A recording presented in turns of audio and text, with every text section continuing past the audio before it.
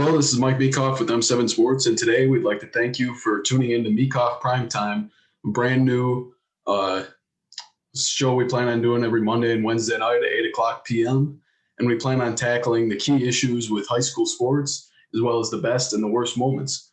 Keep you updated on the current news. Let's start out by talking about the biggest storyline of the week. The MHSAA has announced that the fall football season has been postponed due to the orders by the Michigan Department of Health and Human Services, and they plan to resume it as soon as those restrictions are lifted. The plan calls for practices to start again on December 9th, a day after the order is lifted. The regional finals to be played on Tuesday, December 15th and Wednesday, December 17th. The state semifinals to be played on Tuesday, December 21st and Wednesday, December 22nd, with the state finals being played on Monday, December 28th and Tuesday, December 29th. What's the common theme? All these games will be played in the middle of the week, something we've never seen in high school football around here, at least at the varsity level. Is it doable? Yes. Will it be tough? Yes. Is it realistic? I have no idea yet. But I'd like to say that the MHSAA deserves all of our respect. I don't think I've ever seen such great leadership, throughout this pandemic between politicians at the state, local, and national levels, and any athletic association when it comes to professional, high school.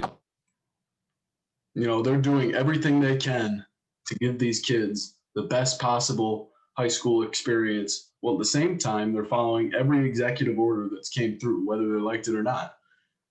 Mark Ewell and the MHSAA have handled this pandemic well, and please know they will do everything in their power to finish this out. And some teams, they already finished their season on the field, but there's other teams that still need to finish this out and still need closure. And they're doing everything in their power to send teams out, not on a legal document that the governor or the Michigan Department of Health and Human Services issues, but on the field.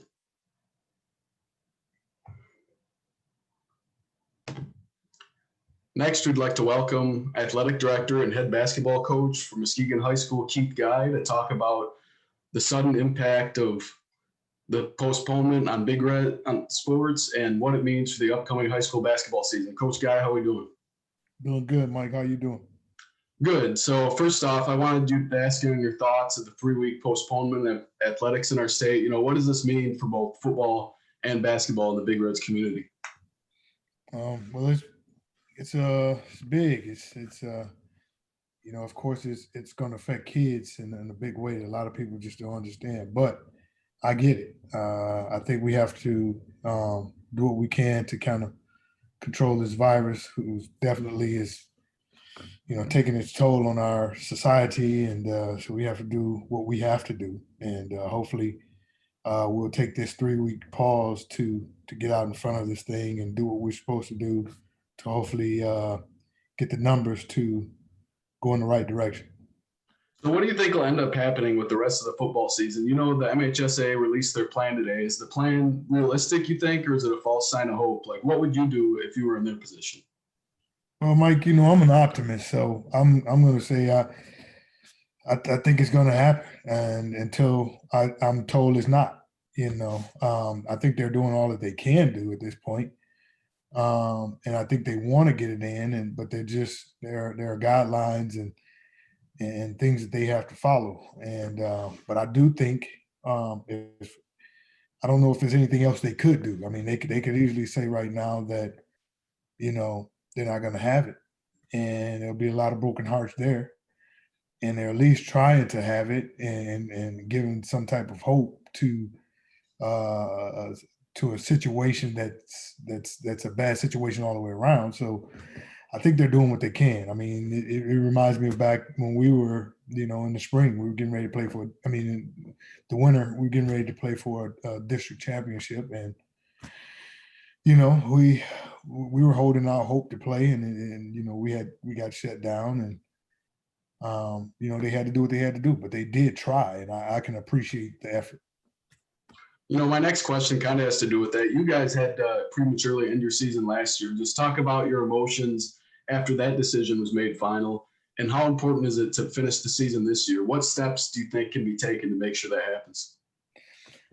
First of all, yeah, it was tough for me. It was tough for the guys. We had 9 seniors who, you know how it is. Mike, you're a high school student, and you live most of your life having goals to play at the high school level and play your varsity sports and to play in the particular uniform that the school you attend. And I think to have it abruptly end, for me, I'm more hurt for the kids because I get to come back this year. But for the Verns and Billies, Jarvis, Cams, and Lamar and Booney and Samari and Quentin, those guys, and Jordan Porter, those guys didn't get to come back. And for me, it was twofold. I waited a long time to be able to coach my son, and we had some more memories to make on the basketball court that abruptly ended. So it was hurtful for me. So the B part of that, what do you think we could do to get this season in? I think people have to realize in the society it's not political keeping people safe, and whatever this virus calls for us to do that, then we need to execute that plan. I think it's gotten too political. It's just like in sports and in your company that you're running. You have to have a philosophy, and everybody on your team has to carry out and execute your plan. And at this point, I think we have too many different plans in order to get this thing done. I think there needs to be one plan. If that's the mask, then let's wear a mask. If we're going to shut down and stay for 3 weeks, let's do that across the country and not have all these different philosophies and these different moving parts. I think we need to just, discipline ourselves and understand that if we want things to move forward and to get to where we used to be or to somewhat similar to what we used to be, we have to make some sacrifices up front to do that. I agree with all your points. I mean, I feel horrible for the seniors from last year, and at least you get to come back. But those seniors, some of them will never play basketball again.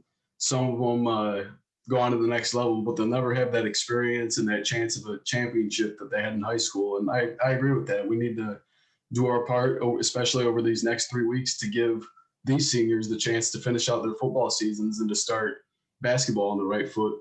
So along with the new football schedule, the start of winter sports was delayed today, as you know. And if the order is lifted on December 9th, you guys can practice then, but you guys can't play games till January 4th. Do you agree with this? And what do you think will end up happening for basketball this year?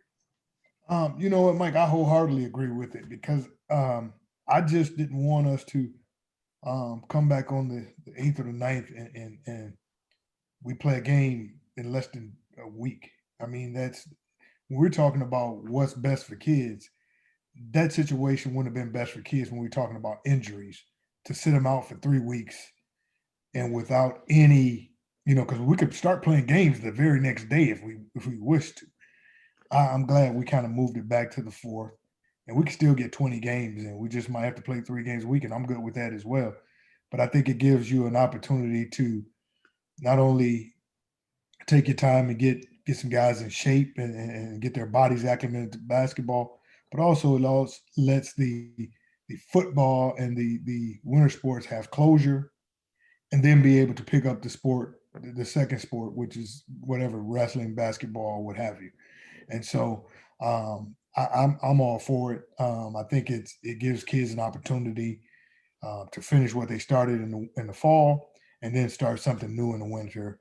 And I definitely think it's a great idea because I think that's what's going to hopefully that might happen with the NCAA as well, but I'm not 100% sure. They might not. Yeah, and could you imagine some of those kids? It's different on the college level where none of the kids really are playing both sports. But could you imagine kids in the middle of their football season having to skip practice to play a game or, skip some of their football practice? Like, it'd be too much of a balancing act that I don't think many coaches would be able to overcome besides maybe adjusting times. But even that with their school schedule, it's really tough. Absolutely. And then we're talking about mixing kids from sport to sport. I have some guys that play football, and I'm not going to allow them to come practice with us. Even on a normal year, I wouldn't allow them to come practice with us until football is over. But even now, more so than ever in the pandemic, why would I have them uh, practice football and then come in and practice basketball after that when they probably uh, mix with other kids? We like to try to keep it in a small pod, and then we can kind of do better contact tracing and those types of things. So it would definitely be tougher on kids if we just did what we did then and just allow them to play December 9th and December 8th or what have you. But I think it's a great move. So when you're the athletic director at an inner city school, like Muskegon, does it concern you at all now that sports are gone? And I don't think you guys have had in-person school the whole year, but that's gone. That some kids may struggle without kind of a structure in their lives. Well, it concerns me from this standpoint. I'm still involved with them on a daily basis. As a coach, we do Zoom calls every day. And we're checking on their grades and we're talking to them about the grades. Where it concerns me is that sometime in the inner city, kids like coming to the school. They like being in the gym. They like being in the weight room. They like being at football practice. They like being at cheerleading practice. So for them, not being able to have the structure that practice and sports and athletic brings to their lives is going to have a great impact. So I'm definitely concerned there from that standpoint, because when you're talking about mental health, and kids have you taking something away from them that they are used to and that is basically their sense of normalcy, and you take that away, it impacts the mental side of things. So I'm concerned from that standpoint. But as far as me keeping in contact with them, we're doing that anyway. But I'm concerned for them that they're not allowed to be in the building. So what's a message you can send to some of those kids that may be struggling without the structure, to keep them motivated and positive minded through these times, that there's going to be a basketball season. There's still a chance they could finish the football season. What kind of message do you send to those kids? The main thing I've sent to them is that, number one, our kids are really resilient anyway, and the things that they go through, even minus the pandemic, and they still find a way to be successful and find a way to adjust. I want to say continue to do that. However, I want them to also understand that there is an opportunity and there is a possibility that we will have a season. So make sure you're doing the things that you're supposed to do, like staying in shape. Make sure you're staying on top of your schoolwork so you won't be ineligible. And we're doing a good job of staying on top of them to make sure they're doing it. But also just being mentally tough, and that's what we teach anyway. Those types of things that they're dealing with now, and we teach being mentally tough and being mentally being comfortable, being uncomfortable. And this is an opportunity to kind of work on those skills. And I think our kids do a great job, because I think our kids have done it all fall. When you look at, everybody not having a typical off season, and you could tell how, our football team example started kind of slow and they're starting to play better each week.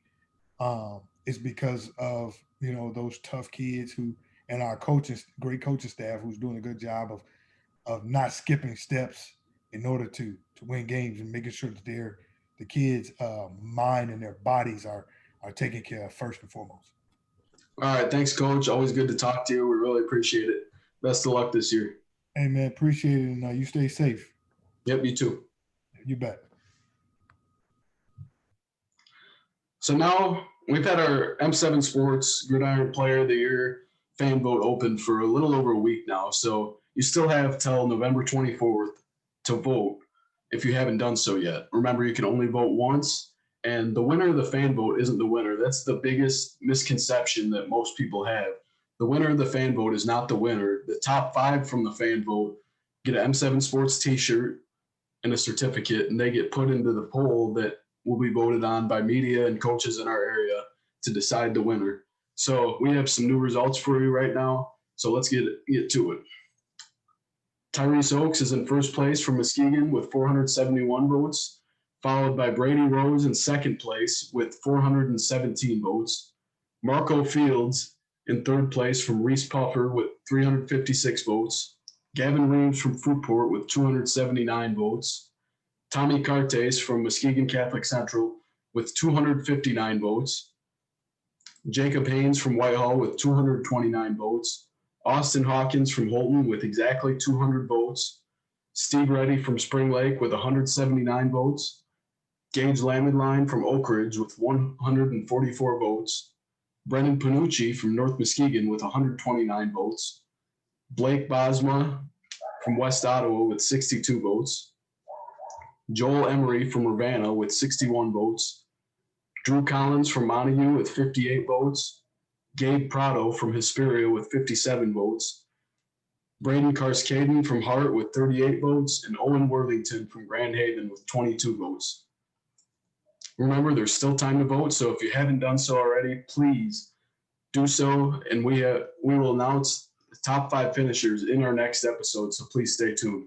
Next, we would like to welcome first team All OK Green offensive and defensive lineman Bryce Sikkenga from Mona Shores. Bryce, thanks for joining us. How you doing? What's up, Mike? Can you hear me? Yeah, how you doing? Good. What's up, Mike? Thanks for having me. Yeah, no problem. So the MHSAA announced today that the football season will resume if the executive order is lifted by December 9th. It's good news, but it also includes playing in the middle of the week in the freezing cold. How do you feel about the new schedule, and how much confidence do you have that the season will resume? I'm glad the MHSAA has a plan in order for us to come back. And I'm pretty confident about the COVID numbers going down and us playing again in the next 3 weeks. And I'm excited to get back to work after these 3 weeks and play football. What kind of impact do you think it'll have on conditioning to have to sit out for 3 weeks and then jump right back into it when the orders are lifted? It shouldn't have an impact because I know my team in Mona Shores is going to be conditioning and working out still because we want to defend our state title. So what kind of I just wanted to know, so I was at your guys' practice when the season got canceled the first time back in August, and you seemed very emotional the first time it got canceled. And so I just wanted to ask, how are you feeling now? Are you still as emotional about it? Do you have more hope that it'll be finished, or do you have more of a sense of closure now than you did back in the summer? I think I have more sense of like a closure because we played 9 games. We had a season. I'd like to finish the season, but the regular season that we had was good, and I'm grateful for the games that we did have. This season's been a giant roller coaster of a year for everybody. How have you been handling it, and what high school experiences do you think you're missing out on that you miss the most, just hearing from other people? The high school experience, especially for Mona Shores, is all the fans that come to the games and all the support that we have. One of our games, we have a sailor salute, and there's a flyover and stuff, and we didn't really get to have that this year. But yeah, we're definitely missing out on a lot of opportunities that we'd have with fans and family coming to our games, and we're missing out on that. So if this is it, what are some things you can celebrate about individually and as a team? And what are some things that you'd be disappointed about besides the obvious? We can say we went 9-0 as a team. We won the OK Green, and we are district champs. Disappointed in not finishing the season, obviously, and as a team and become state champs. Yeah, that's it really. So let's talk about one of the best players in the state of Michigan, Brady Rose. He's in second place right now on the fan vote for our Player of the Year award from M7 Sports. He's a finalist for Mr. Football and a finalist for MLive Player of the Year. Make your case for why he should win all three. He's 5'8", 5'7", however you want to call him, 170 pounds. He's small and he can do everything the big D1 guys can do. And the crazy thing is he doesn't have any D1 offers, and he really should. He puts up numbers as a D1 player, and he should win Mr. Football because he does the most things. Any other player, he does things other players don't do. Well, thanks so much for joining us, Bryce. Best of luck with the rest of your senior year. We really appreciate it. Yep. Thanks for having me, Mike. Yep. So going back to the decision to postpone sports, I don't like the decision at all. And most of you that follow me on Facebook know that. Most players and coaches don't either, really. But what Governor Whitmer and the Michigan Department of Health and Human Services does is 100% outside of our control. We don't have a say in their decisions. But the ultimate reason this is taking place is because of us. I want you to realize that. It's because of us. Most of us, including me, have let our guard down since the spring. I'm not going to lie, I've been to parties. I've been hanging out with people. It's not a secret, but we all know this virus is here, yet most of us tend to think we won't get it until we do. It's an unfortunate outcome, that we're in this position right now because we have 4 teams in our area, Oak Ridge, Montague, Muskegon, and Mona Shores, that we're still looking to find closure to their seasons. And, but the best part of this outcome is that we have control over what happens next. I'm asking each and every one of you for these next 3 weeks, whether you're Republican, Democrat, Independent, whatever, even if you don't care about politics, please limit the people you're socializing with, limit the people you gather with, and limit the time you spend with those people when you're out in public. And please socially distance and wear a mask when you're in public. Give these players and coaches the best chance possible to finish their seasons on the field because they deserve it. They've been through so much this year. We need to take a moment and not think about ourselves, but think about them. Think about it this way. Would you rather see a high school senior with tears of joy on December 28th or 29th holding that state championship trophy? Or would you rather see them crying their eyes out because they played their last high school football game without even knowing it? The outcome is in our control. So please, whether you think it's BS or not, do the right thing for 3 weeks. 3 weeks. That's it. Thanks for watching Meekhof Prime Time on M7 Sports. We'll have new episodes twice a week to discuss sports in the Muskegon area. So please subscribe to M7 Sports YouTube channel and continue watching our show. Have a great night, everyone. Stay safe and have faith.